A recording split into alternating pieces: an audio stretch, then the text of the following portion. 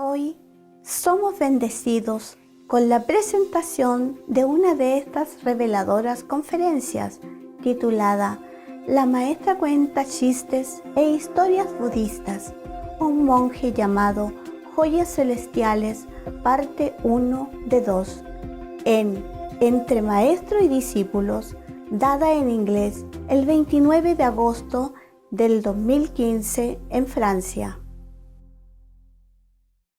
Everybody good? Oh, your sock looks so clean. How? How you clean it? How you wash it?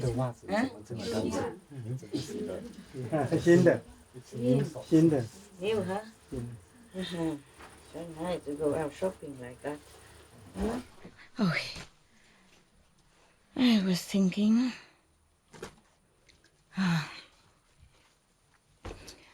You.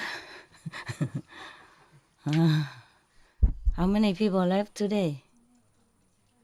Huh? How many people left? Don't know? Shelby? No one left? How come it looks so empty over there? It's not? Okay. Something wrong with me? Yeah. Oh, it's funny. Oh, just one second, okay? Before I forget. Oh, it's all about dogs, huh? I'm forgetting it. No, I was thinking it's in sutra, but it's not. Excuse me. Yeah. Okay. There's one guy here, he's left. Oh, he's there.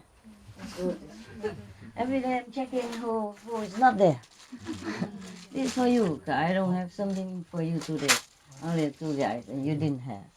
Just some symbol of love, okay? Not the same, of course. Vietnamese? Taiwan. Korea, Japan. Okay, very good. Any problem today? No. Always say no. No problem is the best problem. How are you? Everybody good? Feeling happy? Yes. 我有看到你水龙头都弄好了啊，大家有用吗？ Everybody use it? Yes. Is it more convenient? Yes. Oh, wonderful. You need your mama. It's very simple. Why nobody think about that? Why everybody? Just one person think all the time. Here is not fair. The system is bad. One person have to think all the time. One person had to do shopping all the time. And one person has to deal with the government all the time. I mean, deal with the paperwork. It's not fair, what you say. Is it fair? No. What shall we do about it? We make them work. They're sitting doing nothing all day.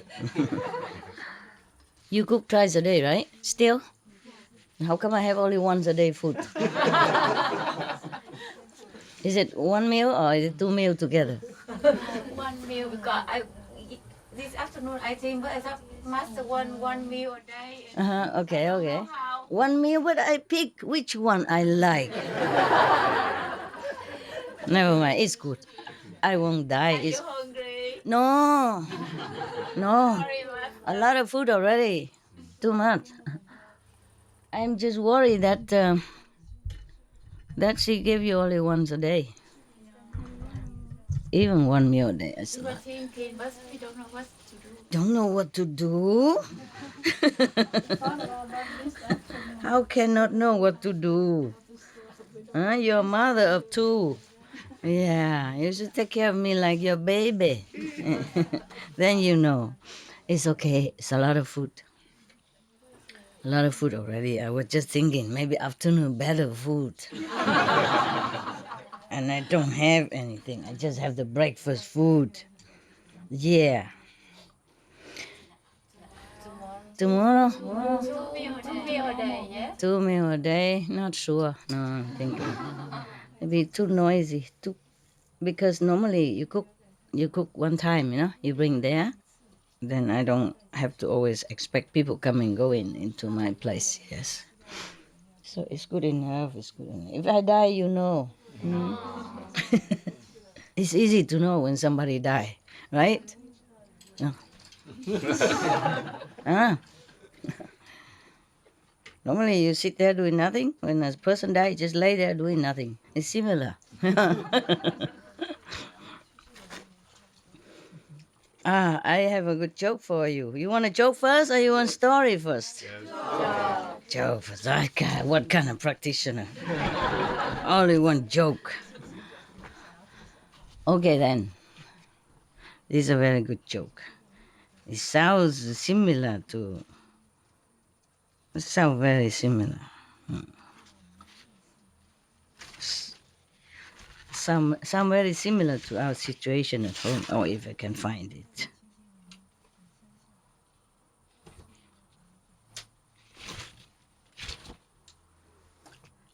Here. About gardening. About garden. All about garden. God and San Francis were having a conversation on the subject of lawn, grass. Garden. And God, point, Frank. God, point, mean God is speaking, okay? God and 2 point. Frank mean San Francis. We call him Saint Francis, but God doesn't call anybody Saint Francis. Yeah? So God and San Francis. You know San Francis? Italy, San Francisco of Assisi, he was a vegetarian or maybe vegan even. At that time they don't use the word vegan, but probably was how you say, a vegetarian. At that time they probably drink some milk or eat some cheese. Yeah, okay. In any case, he's a animals protector, yeah, and lover. And he also he likes trees and stuff. Protect them, protect nature. So I guess in this conversation, San Francis already gone up, yeah. So God was talking to him. God say, Frank, yeah, just like I said, John, Josh. You know all about gardens and nature. What in the world is going on down there in the Midwest or wherever? Yeah, in the world, yes. We don't say Midwest, so people might think we just pick on them, So I say, what in the world is going on down there in the world? What happened to the dandelions, the violets, thistles and stuff, etc.? I started eons ago. I had a perfect, no maintenance garden plan. Those plants grow in any type of soil, withstand drought, and multiply with abandon. The nectar from the long-lasting blossoms attracts butterflies, honeybees, and flocks of songbirds. I expected to see a vast garden of colors by now, but all I see are these green rectangles. So San Francis, ... point, yeah, 2 point. Oh dear God, it's the tribes that settle there, my Lord. The suburbanites. They started calling your flowers weeds and went to great lengths to kill them and replace them with grass. Yeah. I'll tell you my story later, if you remind me, okay? Yeah. So God, 2 point, grass? But it's so boring. God said, yeah. It's not so colorful, right? Not, yeah. It doesn't attract butterflies, birds, and bees, only grubs and worms. It's temperamental with temperatures. Do these suburbanites really want all that grass growing there? So San Francisco, boink, boink. Apparently so, my lord. They go to great pains to grow it and keep it green. They begin each spring by fertilizing grass and poisoning any other plant that crops up in the lawn. That's correct, right? Yeah. That's what most people do. Yes. Yeah. God, point, point. The spring rains and warm weather probably make grass grow really fast. So that must make the suburbanites happy, huh? God asked. So San Francisco, point, point. Apparently not, Lord. As soon as it grows a little, they cut it. Sometimes even twice a week. That is all true. Yeah. I always wonder what the humans are doing all the time. So God, point, point, yeah, 2 point. They cut it. Do they then bale it like hay? You know, tie it together, or roll it, like the hay after harvest? San Francisco, point, point. Not exactly, Lord. Most of them rake it up and put it in bags. God, point, point. They bag it? Why? Why do they bag them? Is it a cash crop? Do they sell it? Poor God. This is all very strange to him. San Francisco, point, point. No, sir, no, sir. Just the opposite. They pay to throw it away. That's true. Yeah. More money, more work. Yeah. So God, point, point. Now let me get this straight. God is lost. God could not understand humans. So he said, now let me get this straight. They fertilize grass so it will grow, correct? Yeah. And then when it does grow, they cut it off, correct? And even pay to throw it away? San Francisco, point, point. Yes, sir. God, point, point. These suburbanites must be relieved in summer when we cut back on the rain and turn up the heat. That surely slows the growth and saves them a lot of work, no? So God is very, very compromising. Whatever, they're happy, okay, you see? He just didn't understand, but it's okay then. In that case, in summer, they must be very happy. They don't have to cut and, don't have to pay to take it away, etc. San Francisco answer, point, point. You aren't going to believe this, my lord. When the grass stops growing so fast, they drag out hoses and pay more money for the water. so they can water it, so they can continue to mow it and pay to get rid of it as usual. God, point, point. What nonsense. At least they kept some of the trees. That was a sheer stroke of genius, if I do say it to myself, meaning he created trees and it was very good and he's proud of himself. The trees grow leaves in the spring to provide beauty and shade in the summer. In the autumn, they fall to the ground and form a natural blanket to keep moisture in the soil and protect the trees and bushes. Plus, as they rot, the leaves form compost to enhance the soil. It's a natural circle of life. San Francisco, point, point. You better sit down, dear Lord.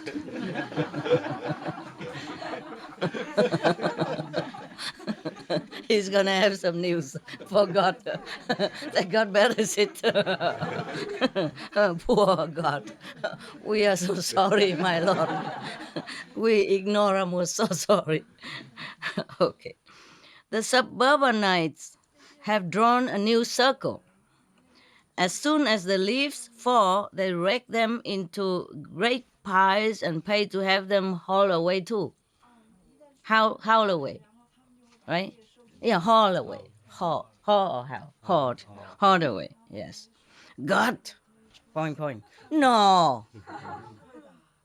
What do they do to protect the shrub and the roots in the winter and to keep the soil moist and loose? They rake all the leaves away, so what happened, huh? San Francisco, point, point. After throwing away the leaves, they go out and buy something which they call mulch. They haul it home and spread it around in place of the leaves. More money, more work. Oh. God, point, point. And where do they get this mulch? Oh, San Francis, point, point. They cut down the trees and grind them up to make the mulch, dear Lord. God, point, point. Okay, enough. I don't want to think about this anymore. Saint Catherine, you are in charge of the arts. What movie have they scheduled for us tonight? God want to relax now. It's too much for him. He must watch the movies, to detend, to relax. So Saint Catherine, point, point. The film tonight is called Dump and Dumber. Dear Lord, it's a really stupid movie about point, point, point, point, point. God, oh, never mind. I think I just heard the whole story from San Francisco already. Poor God, can't even watch movies even. It's too much. Yeah. You like the story? Yes. Okay, that's it, huh? What else? You just sit there? What's the story? I want us to remind you about The story. Okay, very good. Thank you. Okay. My story is similar, except that I wasn't God. And I wasn't talking to San Francis, but some of the Sihu Santos or Santas. Yes.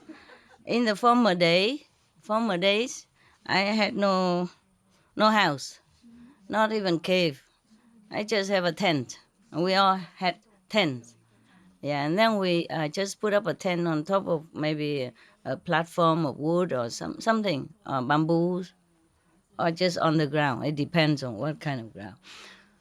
So in the beginning, I told you already, the disciple keep growing. They chase me up from all the way down, up to the, from the mango tree up all the way to the bamboo grove, and then to the International Garden, and then later to the Persimmon Garden. Yeah. And then later they chased me all the way up further. We bought another piece of land, and they call it, I forgot, there's a white flower everywhere. I forgot. Huh? By Hoa Liên, I know English. It's a white flowers everywhere. I forgot the name. Huh? Not daisy. Daisy is like this, not on the tree. No. Never mind. I painted a picture with some trees of that type. Yeah. Okay. They use it nowadays to do some of the biofuel. No? They use the fruit of that tree. Never mind. Okay. White flower garden. We just say that. Okay. They chased me all the way up there. And in the beginning, I was a little lower on the it's a garden, but it's also sloppy. Like most of the place in Sihu. In the beginning, we had only a few chickens over there because the chicken from the ex-owner, farmer, Later we bought it. Yeah, it is private ground, a very small area. Up now that they make a treasure pavilion and all that. Yeah, and my cave behind that. Okay, beginning I was a lower flat, and then they chased me up again to a little bit higher, and then I put up the tent where it's a little bit slanted down like that. Almost near where the cave is. If from outside looking in, then it's on the left side of the cave at that time. At that time, it's also slanted down like this. And then many weeds are growing beautifully together with trees. It's just a perfect picture. I love it so much. Yeah. When I sit in a tent and look out all these natural weeds, and they grow not too big. They don't obstruct my view. The trees grows big, yes, but the weeds and all that just slow, very low. Yeah, and some flowers, some not. But it's just the way it is. It's so perfect. I loved it so much. But I made a mistake. When I talked to the resident, I said, "Oh, I love my place. All these weeds growing in front of my tent. It's beautiful. Whenever I came back from lecture or something, I sit there, I feel so nice, so relaxed, right in front of my tent. The things grow naturally, beautiful." Okay, they take notes. They took note of that. The next lecture tour, I went. Some weeks, some months, or something later, I came back. No more weeds, nothing. They make it all flat. They dig the ground. They plant grass. Planted grass. Oh, I was beside myself with, you know what, right? With a tiger face. Oh, I cannot bear it. But what to do? It's too late. They destroy it already. They dig the ground, make it flat here, flat there, and it's here like that. Originally, it was just sloping gently. And all the weeds, even it doesn't flower, but the way it's arranged is so beautiful. I can't describe it to you. It's just beautiful. Naturally and beautiful. It's not overgrown, it's not wild, it's just so poetic. So poetic, so beautiful, together with the trees, big trees, small weeds, small grass, little shrubs here and there. Oh, I couldn't wish for a better garden right in front of my tent. And I told them that when I came back, they destroyed everything. They plant grass, orderly, and some little flower here and there. Oh, and what a tiger face I had. But too late, I can't say much. And up to now, I still have that picture in my mind, the perfection of nature. And I can only keep that in my heart. Yeah, I say, you don't live there. It's I who have to live there. Whatever I like it's my place. Why don't you plant your place? You have your own cave. You plant it in front of your cave. You don't mess up with my cave. It's some egos. And I deal with ego all the time, ever since. All the time. Not just that, but before that, after that, and still now. Either ego or dumb or dumber.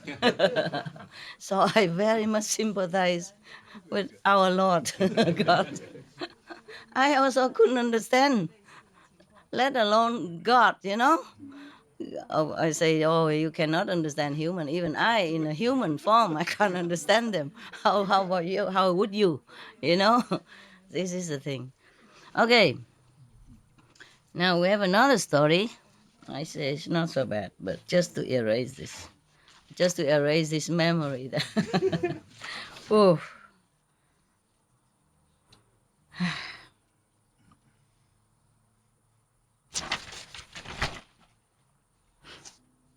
Oh, where was the story? Oh. This is a little bit mundane, so I choose some good one, okay?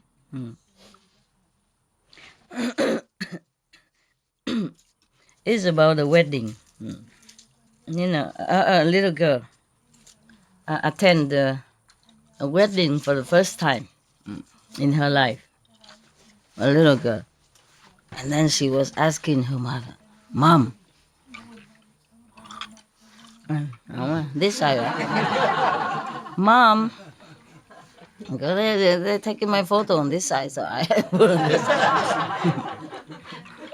Whenever I turn, you don't take photo. I have some trouble with throat.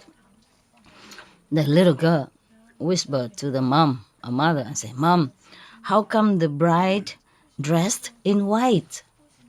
So mother say, yeah, because white is a color of happiness, and today is the happiest day of her life. You bet. That's the only happiest day of her life. I think.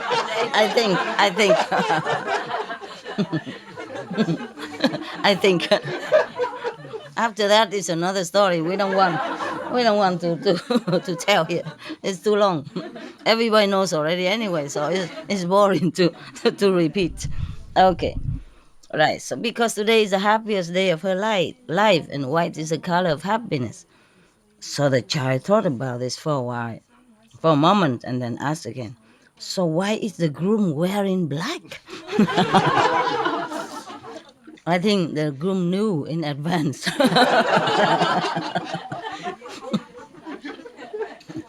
From now on, from that day on, prepare, Okay, it's so fun. But how come everybody knows? Everybody got married now. Why? Why? Are your marriage happy?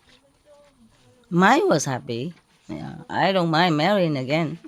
Yeah, because mine was very happy. Yours? Yours? No, sorry. No, no, no. Some? Yes, not married. Okay. No, I don't mind to marry again with that husband, not with anybody else. I don't think it would be the same. Okay. The children. And this is another story, okay, about children and God. The children were lined up in the cafeteria of a Catholic elementary school for lunch. Mm. At one end of the table, there was a large pile of apples, and the nun had posted a note on the apple tray saying, "Take one only." Sounds familiar. South America, yeah. Take one only, God is watching. That's a note that she wrote. And then the children moving further along the lunch line at the other end of the table was a large pile of chocolate chips cookies. So a little child had written a note or put on there and say, "Take all you want. God is watching the apples only."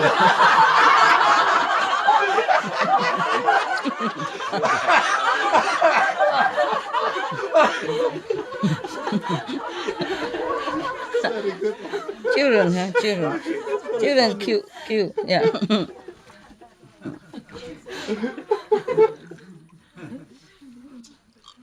And the child, a little boy opened the big family Bible, was reading. He was fascinated as he, turning pages. Suddenly, something fell out of the Bible. He picked it up and looked at it. What he saw was an old leaf that has been pressed in between the pages. "Mama, look what I found." So the mama said, "What have you got there?" He was very astonished and said, "Ma, I think it's Adam's underwear."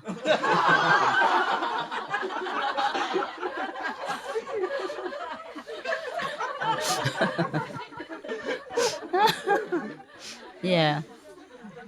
Possible, huh?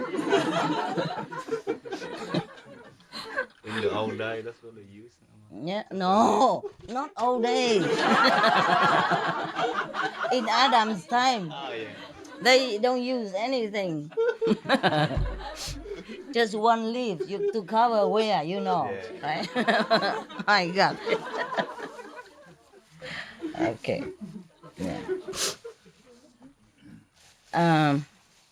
I was thinking to let the three of them sit here. Because when I sit there, they don't see me at all. They hardly see me because they've been out all day. Come here, the three of you. The three pillars. Three pillars of the Zen. We can see you actually, yeah? You can? Through the Really? yeah. You can sit on the bed. Three of you, if you want. It's okay? Really? Oh, I forgot the candy. Candy back on this side. Okay, there's another story. Saying grace before meals. You know what that means? It's like before you eat, you say, "Thank you, God, Buddha, Master, whatever," huh? So this is Sunday school. The teacher asked one of the kids, "Johnny, now, tell me frankly, do you say prayers before eating?" "No, sir." Little Johnny replies, "I don't have to." And the teacher was surprised. "But you should." Why? Why not? He said, oh, my mom is a very good cook.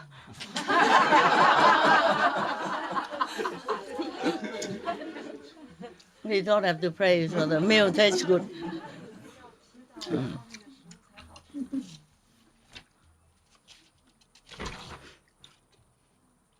Okay, long story. Oh, maybe next time, huh? We cannot keep joke forever, no? We read our serious story. Because Buddha is watching.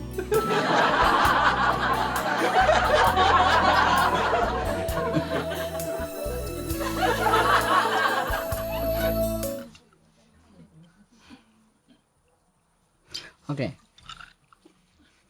This is a story, not so scary anymore, okay? It's a good story. My God, Buddha reincarnation, huh? Many incarnation, a very scary story, huh? Such a scary and extraordinary sacrifice.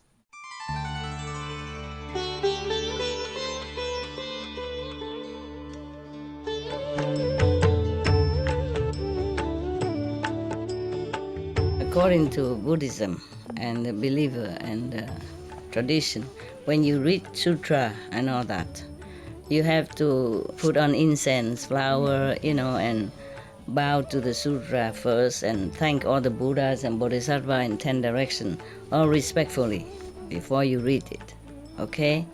And then you cover the sutra also with silk, beautiful cloth, and I just make it more popular. Yeah, more easy, simple. And I apologize to all the Buddha. I say if I done something wrong, according to the tradition, my heart is full of respect. It's just that I cannot always do that. So please, all the sin, whatever I've done wrong, is all on me. At least other people, they hear the names of the Buddha, according to the sutta, they will get benefit. Yes.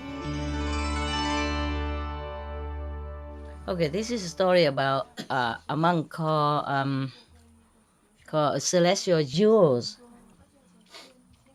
First, I have heard one time the Buddha was in Survey country in the Go Garden of a charitable nobleman and the Prince Gida. In this city, there was a noble family, a nobleman. His wife had just given birth to a boy, which is very, very good looking. And in the middle of, while giving birth to this boy, suddenly from the sky, a lot of jewels raining down, like gold, silver, semi-precious stone, precious stone, all kind of stones, all kind of beautiful, tiger eyes and diamonds, all kind of precious stone rain down on the yard, full. The yard is full of jewel. Oh, everybody was so excited. The whole village people came to look and help them to pick up all the jewel. I hope they help to pick up the jewel. And everybody praised the parents for such a good, virtuous family that gave birth to a beautiful child and so meritorious. And they said to themselves, this is a rare, truly rare phenomenon. Since times immemorial, we never saw, probably never happened like this. So the parents was perplexed, and worry also, mixed feeling. He was thinking, what kind of omen is this? So they asked the astrologer and the clairvoyant to come to their house and check it out, the astrology of the newborn baby, whether or not he's a good person and whether or not they can make him into a good citizen. So the astrologer said, please bring the boy here, out. Yeah, so the wife brought the child out. He was checking, the clairvoyance, checking, looking, look. Oh, not too bad. And the astrologer said to the parents, "Noble sir, your son has many good signs of a good gentleman. Like his head is round. Is your head round? If not, just cover it, no problem. Yeah, his head is round, his nose is straight,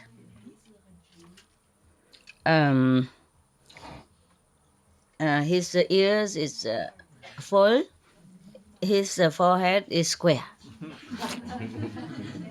Yeah. Mine too, huh? And then his foot, his feet and his hands are all full, kind of very full, thick and full. How can they tell it's just a baby, man? Oh, baby has these chubby hands and chubby feet, right? Yeah.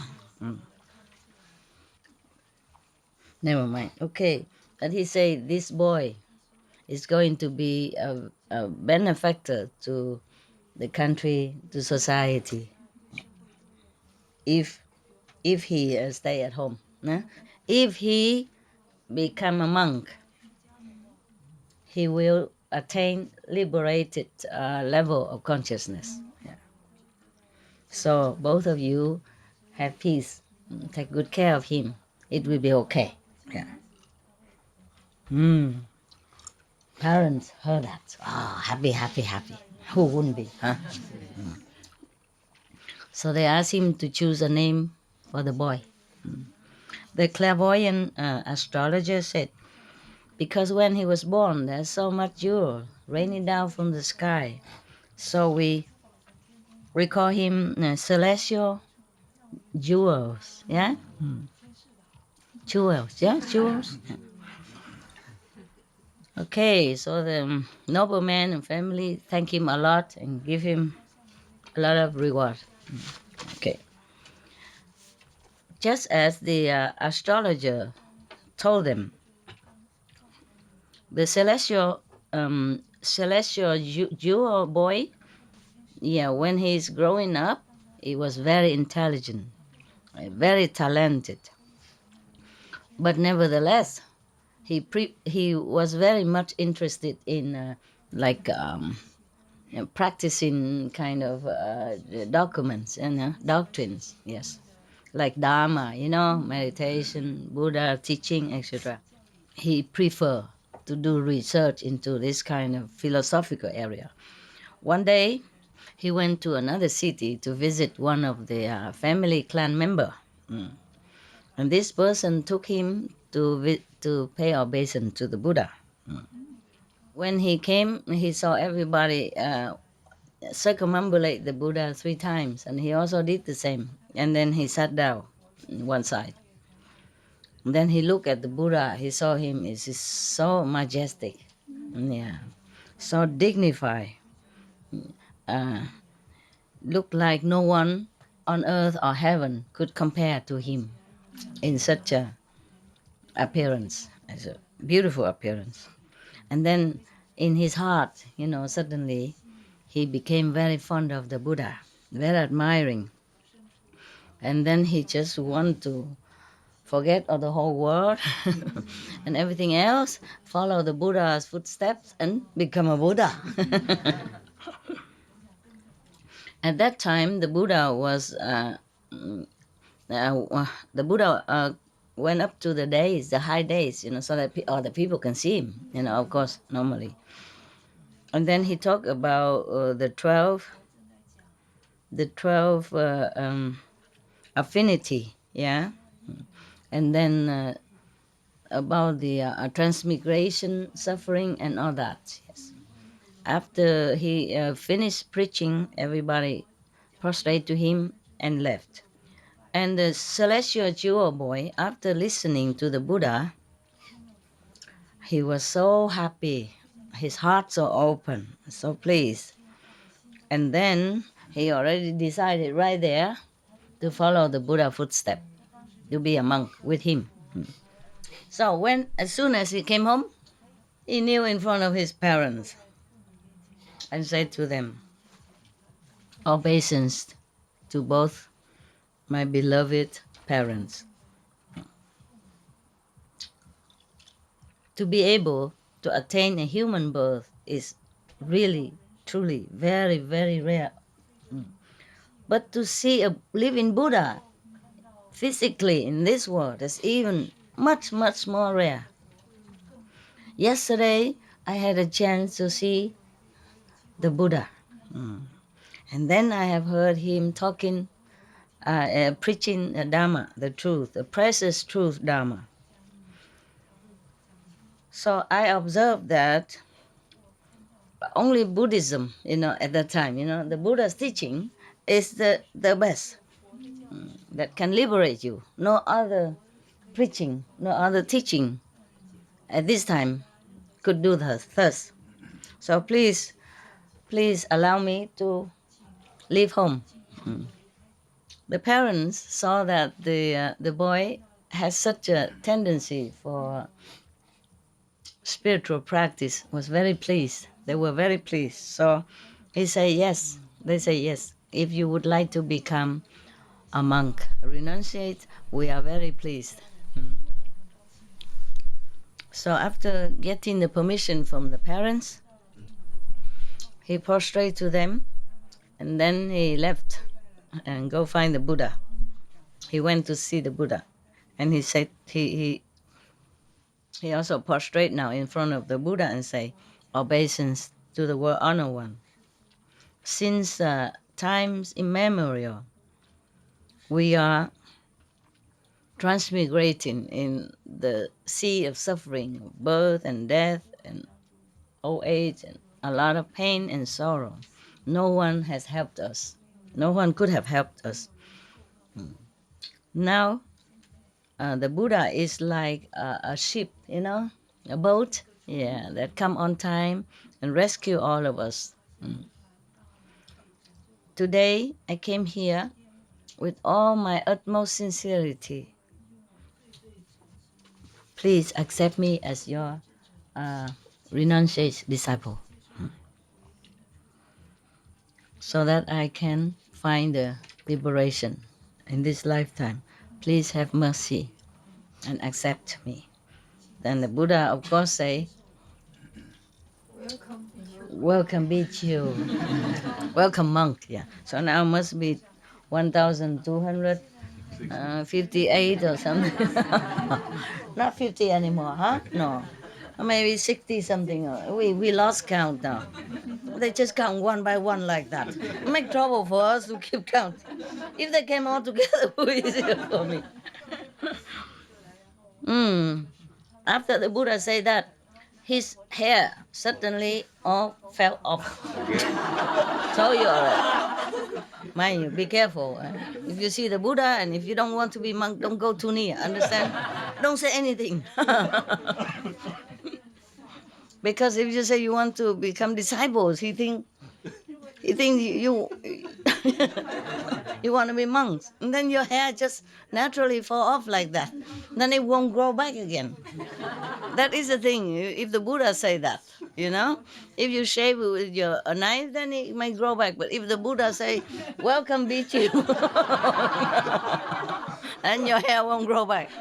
So be careful. If you see any Buddha, tell him first.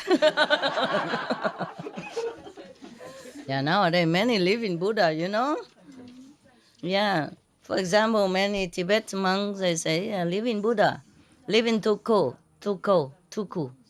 For example, huh? So if you go near any Tibetan Tuku, you would say, please, I like my hair. I want to keep it. Just in case, If you want to be a disciple from some of these Tibetan living Buddha reverends, you have to tell him first, I like to study with you. Please, sir, but I like to keep my hair. And my clothes I keep also. Because here, suddenly all his hair fell off to the ground, and then the clothes that he wore changed into chasa, mean the monk's the monk's robe. Yeah. And from then on, he followed the Buddha everywhere, and because he already originally very intelligent, yeah. So it's not very long. He attained arhat. Oh, you are so good. How do you know? Magical power, huh?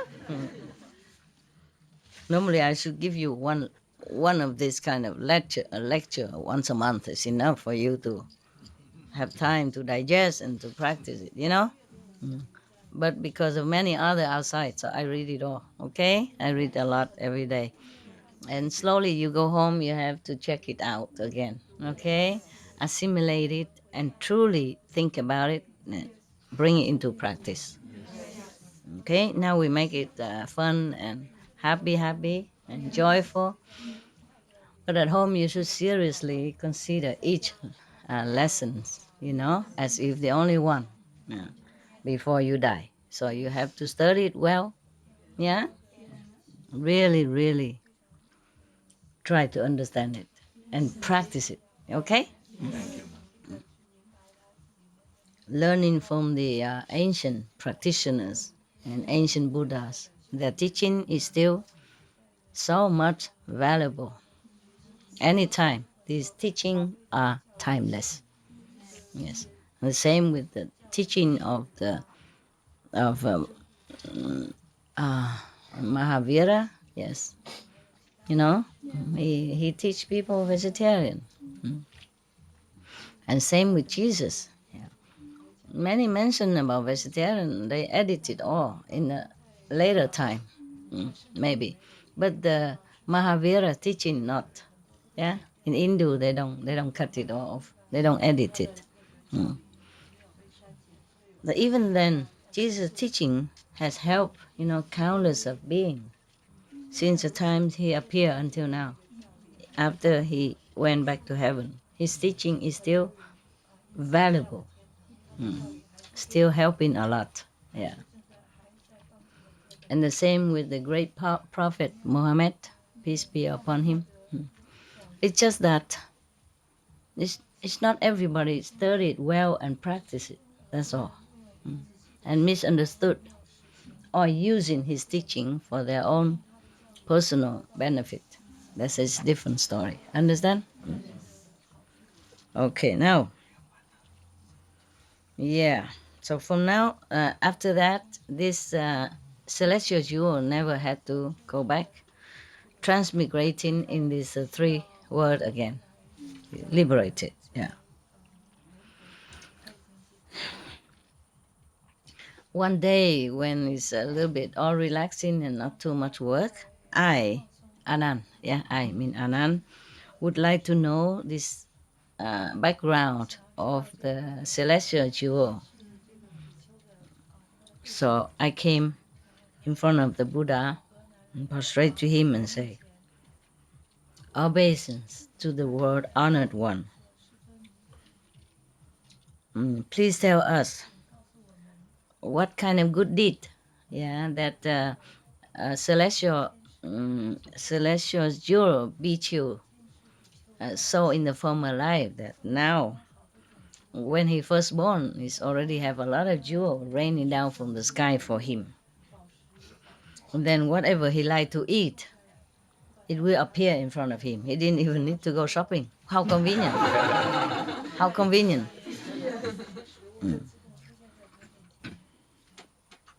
So please, could you explain to us? You see, it's always Anand who asks, né? Yeah. And nobody else asks anything. Rarely. In other sutra, yes, like maybe Manjushri or Sariputta, but rarely. Most of the time, just Anand who asks. Yeah. So I was wondering.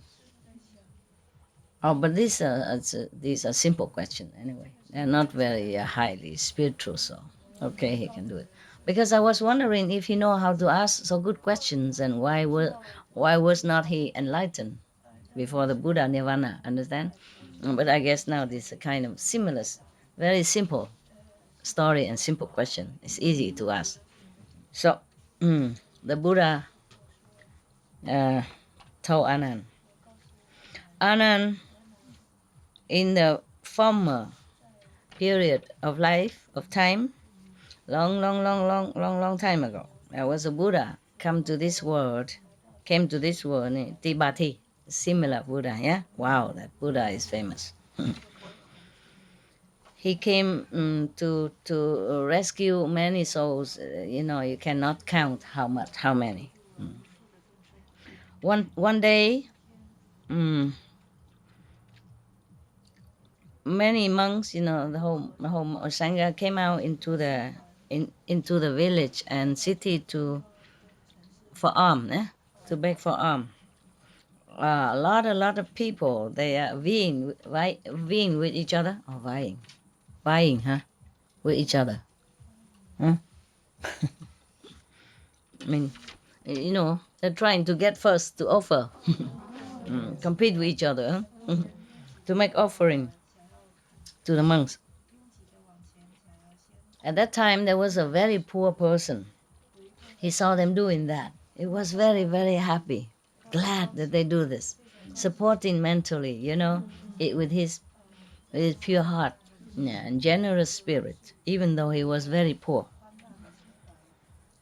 He would also like to earn some merit by offering to the Buddha and the Sangha, but he doesn't have any. What? Possession. Huh? Only possession. Yeah, he has no money, nothing. He has nothing. So, but he was so pleased or happy in his heart. He didn't know what to do. So then, reluctantly, he took a piece of stone. It looked like jewel, kind of, round and beautiful. Yeah. A handful of that. Those pebbles, sometimes they look beautiful, huh? Round and shining. Yeah. So he took a handful of that, and then he how you say, spread it, on the road where the Sangha is walking. Yeah.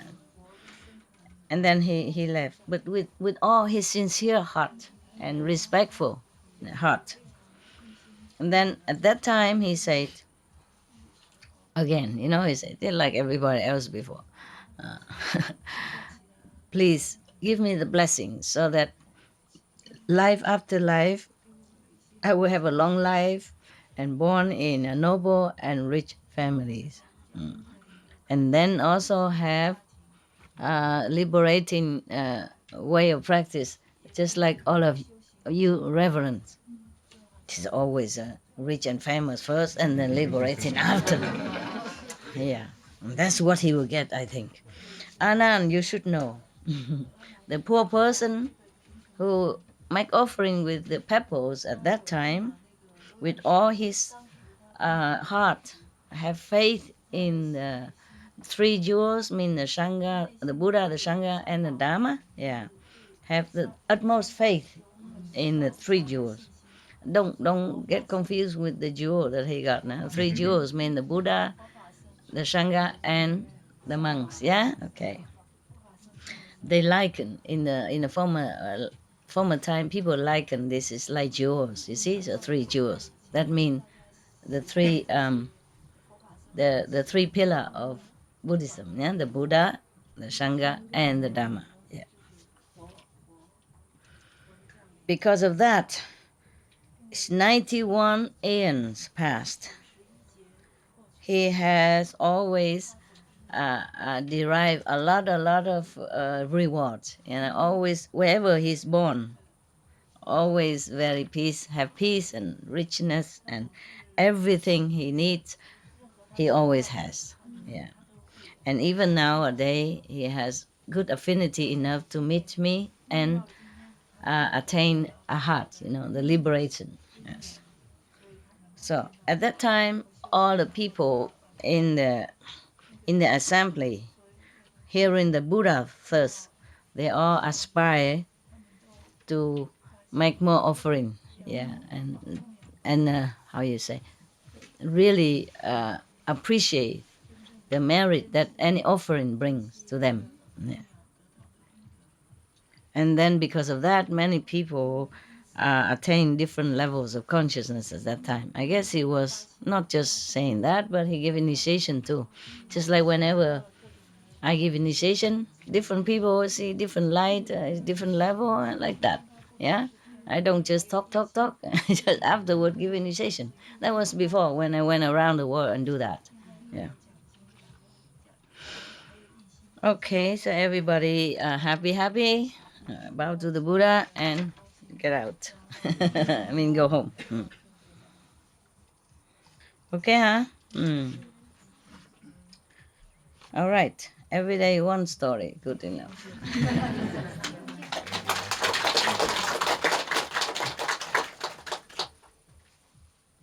Sure. More or less 1 hour, huh? So bad. Okay. Any good question? Hmm? Yeah, but you know, the story about the grass is familiar to me. Just if you live in a community or something, your grass has to be trimmed all the time. Even one time, I bought a trailer. You know, a trailer. We had 3-4 rooms in it. We made many teleconference in that trailer. So squeezing because room is very small, you know, very small, and the living room in the front is too exposed, you know. So when I talk, people might hear. They see too big light inside, so we have to squeeze in the back room. And the back room is normally used for dog. Some of the dogs. Well, they are everywhere anyway. But when I had to make conference, they all have to squeeze in the front. Well, there's another room, side room in front of the kitchen, and the living room, and they all have to go in there. You know, in front of the kitchen, in that side room, and in the living room. And then we, 3 of us, squeezing in that small room. You know, the back is of the room, of the house. And the poor people, they could not even sit, you know. They could not even cross leg. There's no room, so they sit like this. The boys sit like this with their computer, with their... It's very cute. Yeah. I also sit in the corner, you know. I have the better place, you know. I have to be seen. A good excuse, yeah. And even then,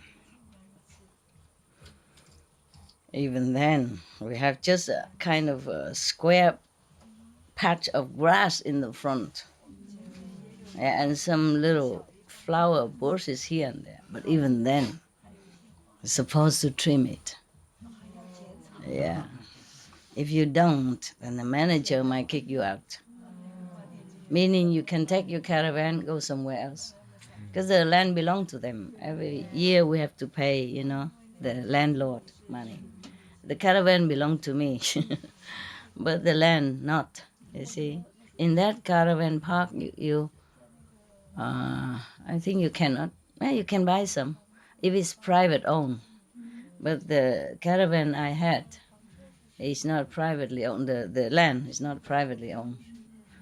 Even then, you private or not, if you're in their big community of that park, trailer park, then you have to trim your grass. I saw my neighbor. I wasn't all that strict, but my neighbor, truly, I'm not making it up. He used scissors. He cut every day, just one little one little blade shoot up. He immediately go cut. Oh, well, his house is better than my house. It was like a wooden kind of ready-made house. Yeah, white and clean. My house is so old. I bought it from an old lady because that's the only one that I knew at that time for sale. And immediately move in, you know? Yeah. So we were happy. I was happy to have a place. Otherwise, how do we do all these conferences? The time is kind of pressing, you know, pressing. I was so happy to get it. I don't live there anymore. It's all sold now. Yeah. It's a colder country, you know. It was in Belgium. Yeah. But in winter it's beautiful. It's near the beach, though. Near. You can walk about 1 kilometer from the beach. I go with my bicycle. I went with my bicycle at that time. Even then, just a patch of grass, not even 1 square meter, just like that, a rectangle, just like that. And then he trimmed it. Oh, and then he saw my dog Harley. You know, after he pee, he scratched grass trying to cover up. I said, "What is he doing? Look at what he's doing!" Like, wow. I said, "I'm sorry," like a big crime, you know. So I'm sorry, my dog. I adopted him. I can't teach him very well. I adopted him when he's too old already. It's very difficult to teach him. Please forgive us. I will cover it back. And tomorrow he dig it up again, and he said, "What he's doing again?" Every day until the neighbors fed up. So he looked the other side, and the dog also looked the other side. Don't care no more. Every time I see the neighbor come out, I humbly try to cover it, you know, and I guess he feels satisfied that I really am scared, you know, that I'm scared of him, and I do this humbly, you know. So he feel not too bad, but if you argue with him, then it would be worse, you know. He might report to the manager or something, yeah. So he feel good that I confess my sin and that I beg for my dog's mercy, you know, and then he's happy. You know, they were good neighbors. And then I cook curry and all that and bring over to make offering. So, and when I bake some cakes or something, I buy some vegan chocolate and make offering, you know, to the Buddha next door. Then we had very peaceful neighborhood. Not just him, but around the neighbor, eating my cakes, and they're all very peaceful. Lovely, lovely, yeah. It's just that over there I cannot have all of you like this. Surely not. Yeah? Yes. But at least life was peaceful. Yeah. Peaceful. Talking about grass. Yeah. We human do many nonsensical things, huh? Work a lot for nothing. Yeah. But you have to. It's a law. Yeah, because if you don't cut your grass, and may somebody report and put you in jail even. Yes, it happened. There was I look on TV long time ago. There was one lady. She's too old. She didn't cut the grass in front of her house or around her house, and the neighbor kept warning her, and then she couldn't do it. She's alone and old, you know. So they reported to the police, and the police really came and put her in jail. Imagine that. Really? And then when he came, but all the kids in the neighborhood, you know, feeling sorry for a lady. So they came there and mowed the lawn for her. So when she came back, oh, it's a happy house, you know. So that after that, the police saw that the grass is mown and clean, tidy, so they let her come home. And she came home to a well-manicured grass. Yeah. My God, imagine. God, do you understand? It's a serious thing. Yeah, it's serious. Whew. Lucky we don't live there, huh? Because my grass are not all that trim, you know. I mean, we trim now and then when the residents feel like to do it. I send them, but sometimes they do, sometimes they don't. Sometimes they cut a patch here, a patch there. It look even worse. but you know, at least they don't put me in jail. Oh, yeah, what a word, huh? For a piece of grassy garden, you go to jail. It's true, the story, true story. In Germany, it's so much. Germany also? Even if it's our old garden or old home, Yeah. no? If we don't trim the grass and don't trim the trees, and the neighbor get angry. Yeah. They look all the time. Yeah. That is so. I know. Yeah. Some places like that. When I was in Germany, the grass always mown, so it's okay. It's okay. Just that a lot of work, huh? Mm. It's nice to have grass, but this is too serious, no? Yeah. Because in such a community, you cannot just have your garden with wheat growing with different kind of flowers, all that. When I was in San Jose, I own a mountain, a little mountain, and we never had to mow the grass, and all kind of beautiful flowers, wildflower, with even orchid, land orchid. Oh, beautiful. And okay, I don't know what name, different colors, beautiful. And I always walk around and look, and my heart feels so good, so good. But the neighbors make so much trouble, don't let us pass through and all that. So later I had to sell it again. I still remember that place. I love it. That's almost the only mountain that still has tree. Many other mountains are all, nude. They cut it or it's dead. I don't know why. Yeah, my mountain has a big tree. Eucalyptus or all different kind of tree. When I was there, we just use a dry wood to barbecue, to cook every day with that. And we have some caravan and we just live happily. But at that time, I was very busy. I always had to go here and there to do lecture. So my time there is always short, and always too short, always too short. I love that place. I love that time. Just a handful of residents, monks and nuns, and cook homemade stuff, and beautiful. And every day we sit around the fire and we eat our food and we talk and we laugh, and it was really beautiful. It's like heaven to me. Yeah, very difficult to find such a place again. That mountain is truly untouched. So the wheat, they grow so beautifully, as if some best garden in the world has done it. I guess nobody can do as good. They just grow so naturally, so beautiful, and not messy and not overgrown. It's just beautiful. Yeah. I don't have good luck. I really never wanted to leave that place, but I was an American. I don't have visa to stay long, number one. Number two, I had to go lecture everywhere.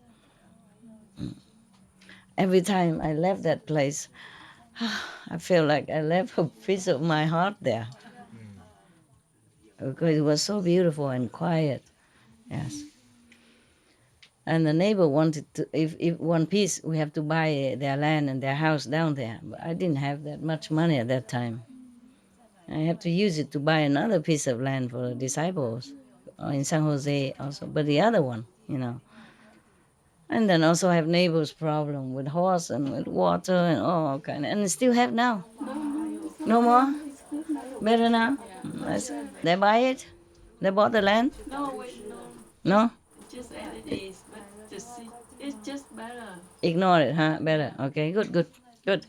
I cannot keep buying land and then solving problem for you year after year, time after time. Oh, I'm really tired. I'm getting old now. Look at all my wrinkles. See? I don't see much because of the good light. Okay, now you know everything. Somebody leaving tomorrow? I see the cakes. Huh? No? Okay. Then the cake you can eat. Look. If you're hungry. Should we serve you something? Some sweet? Chè có xong. Có chè hả? Giờ con nấu 10 phút, 15 phút rồi xong. No, I don't like sweet. Kêu ra là sweet. No? Bread hay là mì với chả lụa. Oh no, it take too long to cook. Oh, that's wrong. 10 minutes. No, it's okay. Thank you.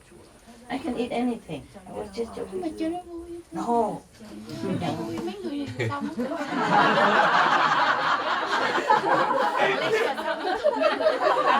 con làm cho phụ ăn cho vui. Yeah. No, it's okay. No. Because I getting fat too. No, it's not bad. I'm getting fat here only. That's the problem. If I'm fat all over, then it's not bad. But I'm fat just here. I feel it. It's a big difference from the when I was in a mountain. You don't know it. I know. Okay? No matter what you say, I know. I cannot believe you because I know. Yeah. In the mountain, I don't cook a lot. I don't cook good, and so I wasn't that fat. And I feel light, you know. And now I feel light. I'm walking like, easier. And now I feel something. I'm carrying something. So if one day, today, I was thinking maybe 1 week you cook. Every 2 days a week is good enough. I eat anything with them. Otherwise they're jealous. They think, oh, master, eat something good. We sit and sleep and eat 2 meals a day. And you have to work and only 1 meal a day. Good enough. God, what kind of meal? You know, 1 meal, but what kind? Yeah. Very. Sometimes you cook a lot with the fry and stuff, and then it add on very quickly. And we buy something for you to exercise. You want Crazy, you know? You have to go shopping, cooking, eat a lot, and then have to buy something else. It's like the story of the grass. God,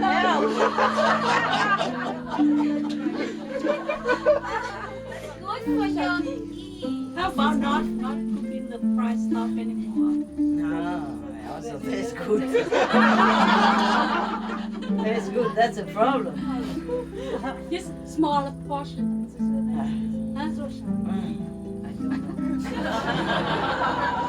What did you eat today for dinner? Was it good? Yes. Same like yesterday? Because the morning is same like yesterday. Huh? Similar like yesterday. Yeah. Except the salad sauce today, she put some oil in it. Normally she says she don't put oil in anything. Yeah, a little bit okay, but not too much. It's okay also. Yeah. I don't know because I don't know. The Vietnamese food is so compatible to me, you know. So I like it a lot, and I eat a lot. Okay. All right then. Thank you very much. Thank you, Master. Thank you for your love. Okay. Tomorrow is no problem. Ciao.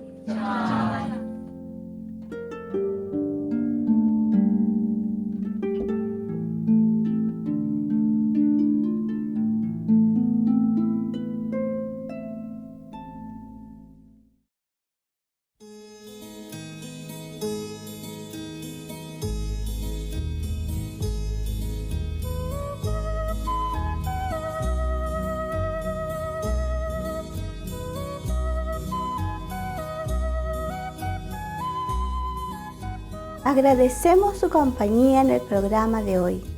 La maestra cuenta chistes e historias budistas. Un monje llamado Joyas Celestiales, parte 2 de 2, en Entre Maestro y Discípulos. Que Dios bendiga nuestro planeta con paz, amistad y armonía para todos los seres. Para más detalles, por favor visiten www.suprememastertv.com/BMD.